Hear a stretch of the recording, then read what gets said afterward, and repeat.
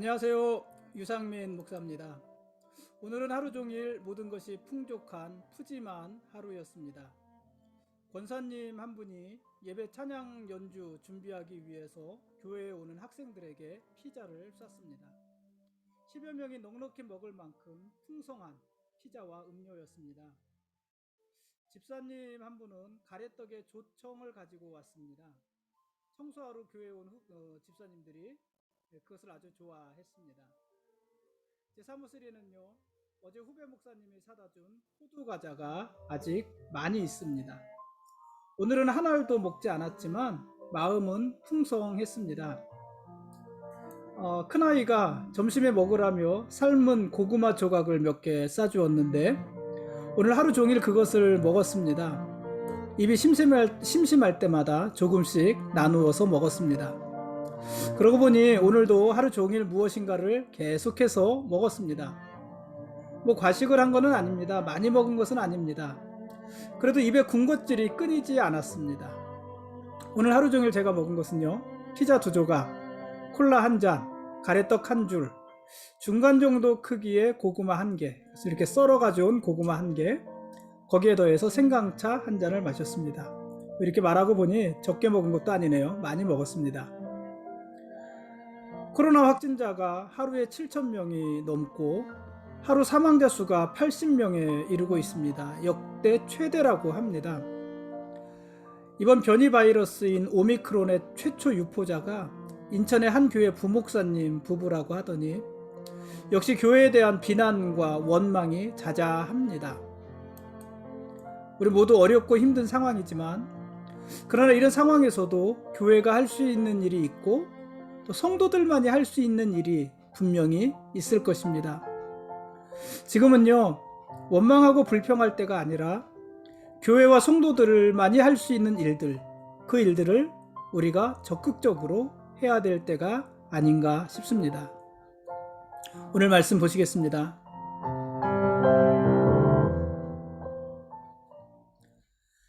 오늘 읽을 말씀은 빌립보서 말씀입니다. 1장부터 4장까지 말씀입니다. 1장부터 4장이 빌립보서 전체입니다.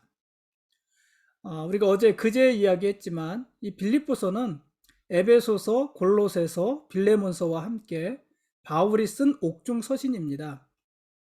바울이 감옥에서 보낸 편지라는 이야기입니다. 그런데 이 빌립보서는 다른 바울의 서신과는 달리 신학적인 논쟁이나 설명이 없습니다. 그러니까 교리적인 기록이 특별히 없다는 것입니다. 이 빌립보서는 교리적인 문제가 아니라 성도들의 삶의 문제를 주로 기록하고 있기 때문에 그렇습니다. 이 빌립보서에서는요, 바울이 굳이 자기의 사도성을 입증하려 하지도 않았습니다. 보통 바울의 다른 서신들을 보면은 자기가 사도라는 것에 대해서 굉장히 많은 비중을 차지하며 변증하지 않습니까? 근데 이 빌립보서에서는 자기가 사도라는 것을 굳이 밝히지도 않고 그것을 입증하려고 굳이 지면을 할애하지도 않습니다. 왜냐하면 이 빌립보 성도들에게 바울은 당연히 사도로 받아들여지고 있었기 때문입니다. 그만큼 빌립보 교회 성도들과 바울은 좋은 관계를 맺고 있었던 것입니다. 이 빌립보서는요, 빌립보 지방에 있는 교회, 그래서 빌립보 교회죠. 그 빌립보 교회에 보내는 바울의 편지입니다. 이 빌립보 지역은요, 그 유명한 알렉산더의 아버지인 필립 2세의 이름을 따서 붙여진 지명입니다. 그러던 것이 이 주전 168년에 이 빌립보 지역이 로마에 정복이 돼서 로마에 편입이 되었고요. 로마의 일부로 편입이 되었고요. 그 이후로 로마의 퇴역 군인들이 주로 머무는 곳이 되었습니다. 그러니까 이 빌립보 지역에 사는 사람들의 다수는요, 로마의 시민권자들이었던 것입니다. 로마의 시민권자들이 주로 살았고, 실제로 이 빌립보 지역은 로마 정부로부터 세제 등 여러 가지 혜택을 많이 받기도 하는 그런 지역이었습니다. 그런 이유로 인해서 이 빌립보 지방은 로마에 대한 충성심이 아주 강한 곳이었습니다. 퇴역 군인들이 많이 있었으니까 얼마나 충성하는 사람들이었겠어요. 또 로마로부터 많은 혜택을 받고 있었으니까 그 자기들의 혜택을 유지하기 위해서 로마에 얼마나 더 충성했겠습니까? 이렇게 로마에 대한 충성심이 강한 도시가 바로 이 빌립보 지역이었고 그 지역에 교회가 세워진 것입니다.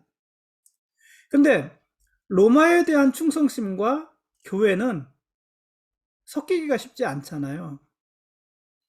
실제로 빌립보 교회의 성도들은 이 빌립보 지역에 살면서 그 로마를 향한 그 빌립보 성도의 충성심, 이것으로 인해서 많은 충돌을 하게 됩니다. 성도들은 로마의 황제가 아닌 예수님을 주님으로 여겼고요.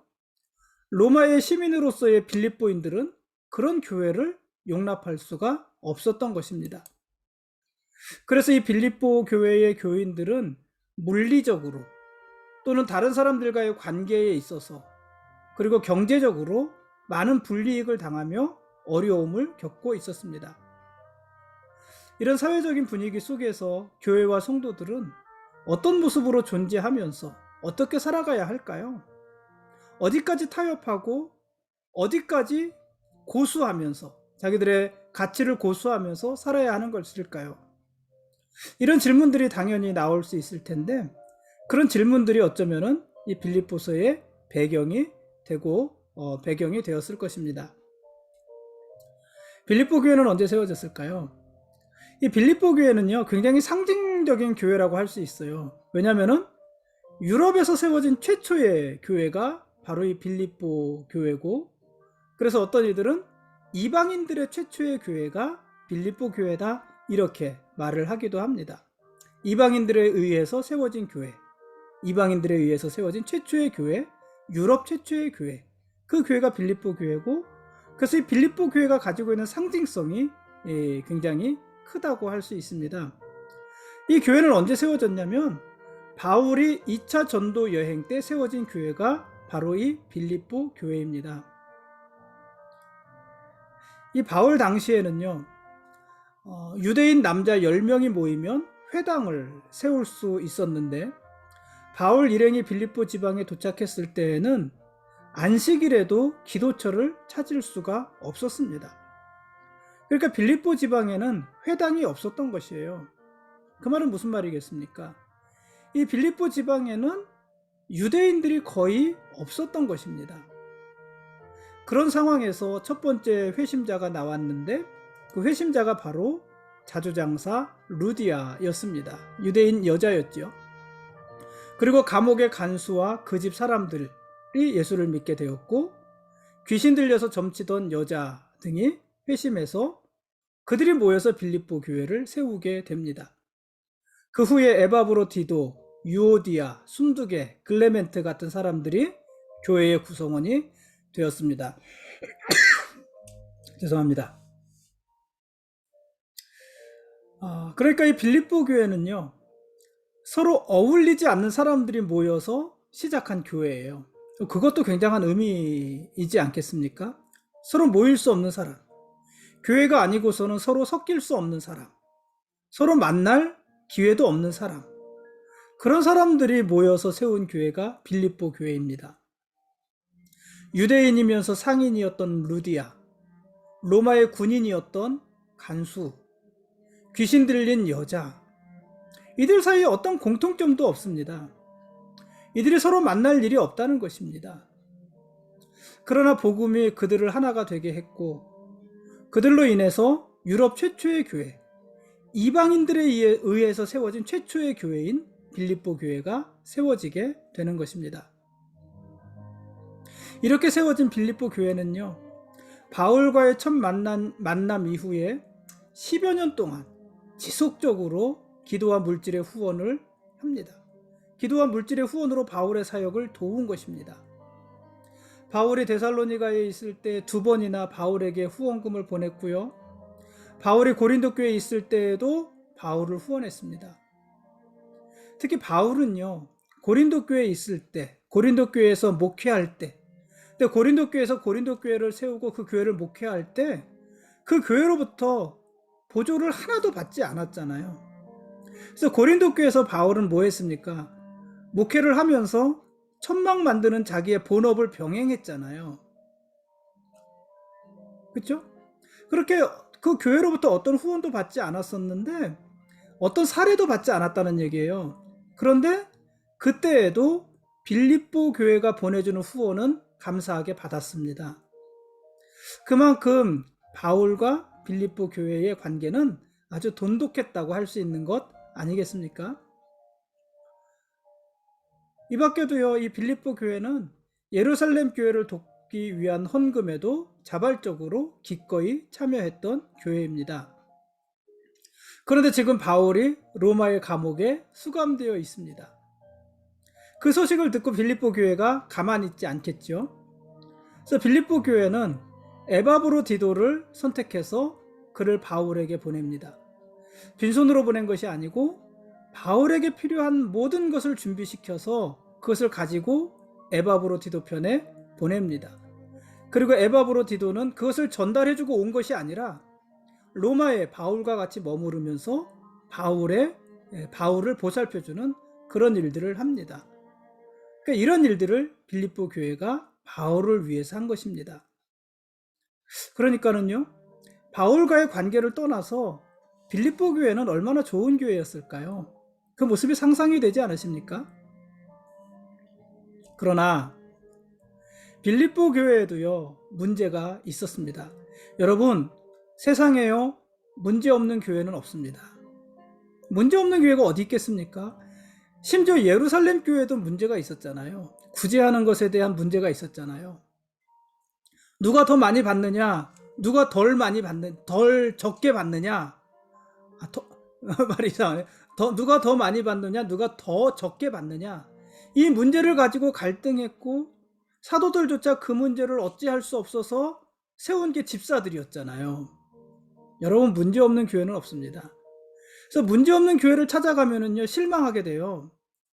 그 문제 때문에 교회를 나오기 시작하면 떠돌게 돼요. 문제 없는 교회, 그런 완전한 교회는 없습니다. 이 빌립보 교회에도 문제가 있었습니다. 유오디아와 순두계라는 지도자들이 복음을 위해서 열심을 냈지만 열심을 내면서 서로 경쟁했고 서로 비교했고 그것이 갈등으로 표출이 되었습니다. 물론 이런 갈등들이 고린도 교회에 있었던 것처럼 심각한 분열을 가져온 것은 아니었지만 그래도 그것을 두고 볼 만한 문제는 아니었습니다. 그래서 바울은 그들에게 서로 같은 마음을 품고 받아줄 것을 권면했고 교회의 다른 성도들도 그들을 도우라고 이야기하게 됩니다. 2장 1절에서 12절, 4장 2절 이런 말씀들이 그런 내용들이에요. 한편 바울은요, 지금 어디에 있습니까? 로마의 감옥에 수감되어 있습니다. 물론 바울이요, 디모데서나 디도서를 쓸 때처럼, 그러니까 그 이후처럼 완전히 억압된 상태에 있는 것은 아닙니다. 그러니까 바울의 2차 투옥이라고 그랬잖아요. 2차 투옥된 기간이 한 2년 정도 돼요.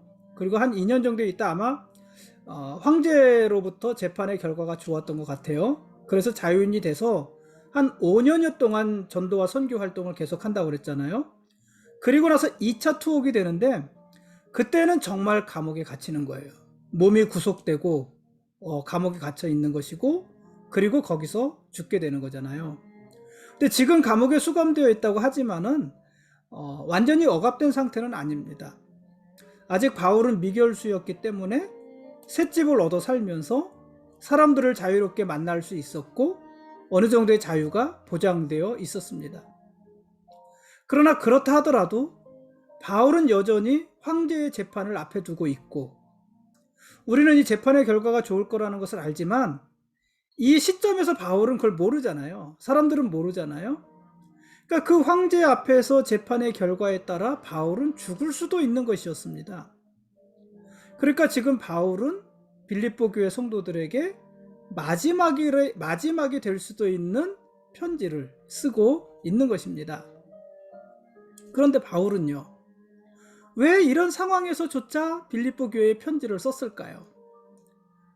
어떤 이유 때문에 편지를 썼을까요? 죽을지도 모르는 그 절박한 마음으로 빌립보 교회에 어떤 내용의 편지를 썼을까요? 먼저 바울은요, 빌립보 교회 성도들에게 자신의 근황을 전하고 싶었습니다. 당연히 그랬겠죠. 로마의 감옥에 수감되어져 있는 자신을 염려하는 빌립보 교회 성도들에게 자신의 상태를 알리고, 그러므로 그들을 위로하고자 하는 마음으로 이 편지를 씁니다. 또 바울은 빌립보 교회가 자신에게 보여주는 그 섬김에 감사하는 마음을 전하기 위해서도 이 편지를 썼습니다. 특히 빌립보 지역에서 로마까지 아주 먼 거리를 마다하지 않고 에바브로디도를 보내서 자기의 필요를 채워주고, 이번뿐만 아니라 지난 10년 동안 변함없이 자기의 사역을 후원해주는 빌립보 교회와 성도들에게 감사하는 마음을 전하고 싶었던 것입니다. 그런 마음이 편지를 쓰게 했던 것입니다. 뿐만 아니라 빌립보 교회 상황에 대해 전하고 싶은 바울의 메시지도 있었습니다. 당시 빌립보 교회는 우리가 지금 말한 것 중에서도 벌써 두 가지 문제가 있었잖아요. 외부로부터 오는 압박, 로마의 시민들로부터 오는 압박이 있었고, 내부의 갈등이 있었잖아요. 내부의 갈등, 그런 갈등도 있었고, 또 어떤 문제들도 있었냐면은 유대주의자들의 위협도 있었습니다. 이것이 아직 본격적으로 크게 드러나진 않았지만은 유대주의자들, 그러니까 뭐예요? 율법주의자들이죠. 복음이 아니라 다시 율법으로 돌아가야 된다고 말을 하는 율법주의자들의 위협, 이것이 빌립보 교회도 존재하고 있었습니다. 이런 상황에서 바울은 빌립보 교회 성도들을 격려하고 위로하고 또 신앙으로 권면할 필요를 느껴서 이 편지를 쓰고 있는 것입니다. 또 이 편지에서 바울은요, 에바브로디도와 디모데를 그 교회에 다시 추천을 합니다. 이 에바브로디도나 디모데는 빌립보 교회 성도들이 이미 잘 아는 사람들이에요. 당연히 그렇겠죠. 에바브로디도는 빌립보 교회가 바울에게 보낸 성도잖아요. 보낸 사람이잖아요. 그러니까 빌립보 교회 성도예요, 성도. 디모데는 누구냐면, 디모데는 바울이 빌립보 교회를 개척할 때 함께 했던 사람이에요. 그 사람이 디모데예요. 그러니까 두 사람 다 빌립보 교회 성도들이 이미 잘 알고 있는 사람들입니다. 그럼에도 불구하고 바울은 이들을 복음을 위해서 자신을 희생하며 섬긴 귀한 사역자들로 소개하면서 이들을 교회가 잘 영접하고 교회가 따라야 될 신앙의 모본으로 알고 환대하고 섬겨줄 것을 부탁하기 위해서 또 이 편지를 쓰고 있습니다.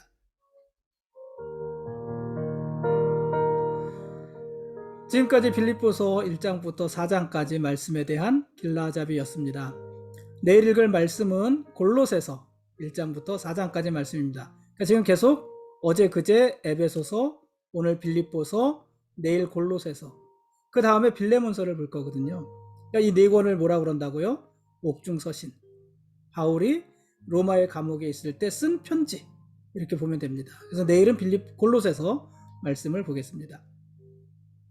오늘 읽은 빌립보서 3장 12절 이하에서 바울은 그리스도인을 향해서 표대를 향해 달려가는 육상 선수의 비유를 합니다. 표대 혹은 결승점을 향해서 달려가는 육상 선수. 여러분, 이 땅을 살아가는 우리 성도들은요, 이미 구원받았지만 아직 구원받지 못한 사람들입니다. 임의와 구원의 이야기를 구약시대 구약 성경을 볼 때부터 벌써 많이 여러 번 이야기하지 않았습니까?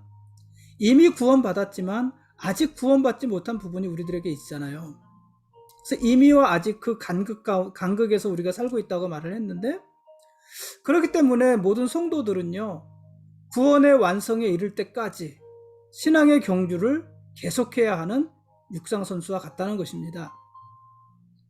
육상선수가요, 다른 박질을 하면서 뒤를 돌아보면 어떻게 되겠습니까?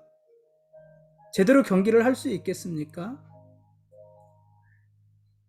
육상선수들이 다른 박질을 하면서 뒤를 돌아보며 안주하거나, 내가 이만큼 많이 와 있구나, 안주하거나, 아니면 후회하는 것은 치명적인 일이라고 할 수 있겠죠. 그렇게 뒤를 돌아보면서 어떻게 완주할 수 있겠습니까? 그런데 꼭 그런 삶을 살았던 사람들이 많이 있습니다. 예를 들어서 출애굽한 이스라엘 백성들은 앞에 있는 가나안 땅을 바라본 것이 아니라 항상 뒤에 있는 애굽 땅을 돌아보았습니다. 그러면서 현재 자기들이 있는 광야, 그 모습을 원망하고 시비하지 않았습니까? 그러다가 그들은 가나안 땅에 도착도 하기 전에 다 죽었어요. 광야에서 60만이 죽은 것입니다. 그러므로 우리들은요, 오늘 빌립보서의 표현대로 뒤돌아보면서 이미 얻었다 하거나 온전히 이루었다고 하지 말아야 하는 것입니다. 지금 있는 자리에서 머뭇거리거나 주저하지도 말아야 합니다. 지금 우리의 형편이 어려울 수 있고 낙심하고 주저앉고 싶을 수도 있지만, 그러나 우리는 아직도 달리는 중이고요. 그러므로 표대를 향해서 계속해서 달려가야 하는 것입니다.